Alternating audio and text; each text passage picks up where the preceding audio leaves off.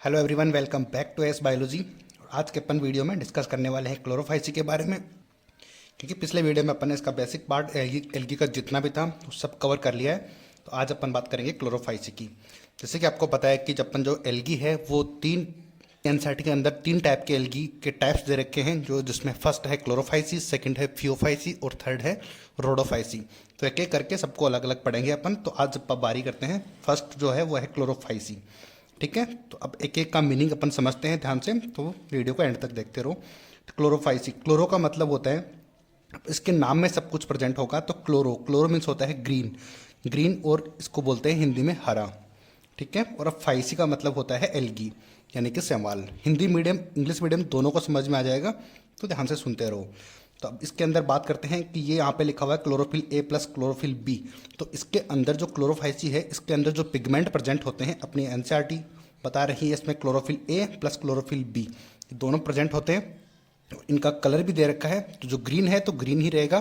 तो जैसे कि घास का जैसा कलर होता है उस टाइप का इसका कलर होता है। एनसीईआरटी में सब कुछ लिखा हुआ है, बट जो मेन चीज़ें हैं वो मैं बता रहा हूँ। तो आप एक बार ये देखो वीडियो, उसके बाद एनसीईआरटी पढ़ना, आपको सब क्लियर हो जाएगा।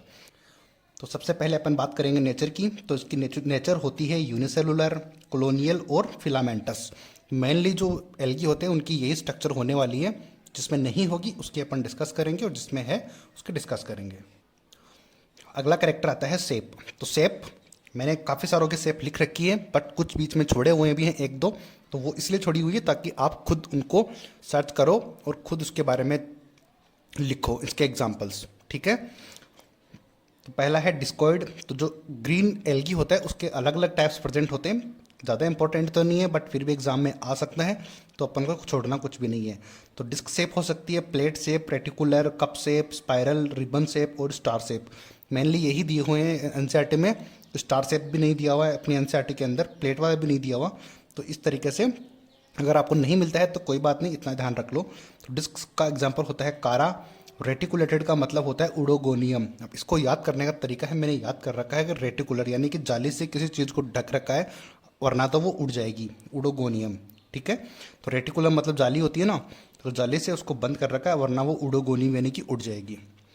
ठीक है, इस तरीके से याद रख लेना। कप शेप आ गया यानी क्लेमाइडोमोनास, सी से सी याद रह जाएगा। कप, सी से कप है तो ये भी सी से स्टार्ट होता है। क्लेमाइडोमोनास ये भी सी से स्टार्ट होता है, तो सी सी से याद रख लेना। स्पायरोगायरा सर्पिलाकार है तो वो ये स्पायरोगायरा हो जाएगा। स्पाइरल मतलब स्पायरोगायरा, ये तो नाम में पड़ रहा है, एस पी आई और एस पी आई। ठीक है, रिबन शेप खुद सर्च करोगे आप। ठीक है, और मैं दूसरी वाले वीडियो में बता दूंगा आपको। स्टार शेप होती है कि जिग्नीमा। ठीक है, तो नैना नाम की लड़की है तो वो स्टार शेप होगी, यानी कि स्टार्स होते हैं ना, तो उसको इस तरीके से इसको याद कर सकते हो, जिग्नीमा या फिर नैना। आगे बात समझ में। अगला जो करेक्टर है वो होता है फूड स्टोर, यानी कि इसमें फूड किस तरीके से स्टोर रहता है।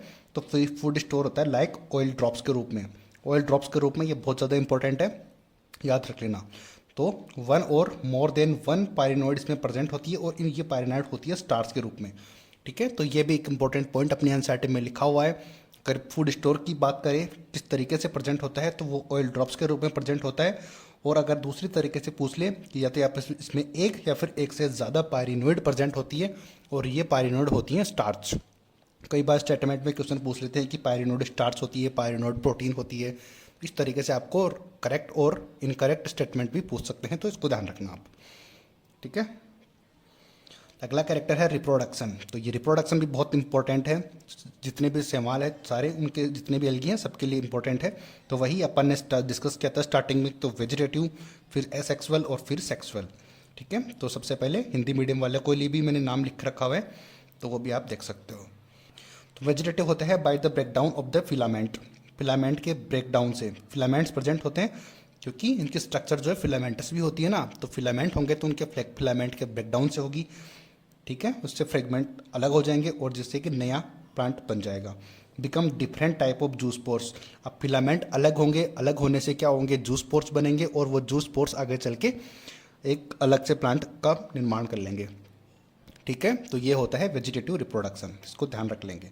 अगला है एसेक्सुअल। एसेक्सुअल होता है by the flagellated juice pores. तो यहाँ पर भी जूस पोर, यहाँ पर भी जूस पोर, बट यहाँ पे फ्लेजिलेटेड होते हैं, यहाँ पे नॉन फ्लेजिलेटेड हो सकते हैं। अगली बात समझ में, बस इतना सा है, बस चीज़ों को अगर एक सीरियल में याद रखेंगे तो अच्छे से याद रहेगी। अगला आता है सेक्सुअल। सेक्सुअल होता है आइसोगेमस, एन आइसोगेमस और ऊगेमस, 3 टाइप से प्रेजेंट होते हैं।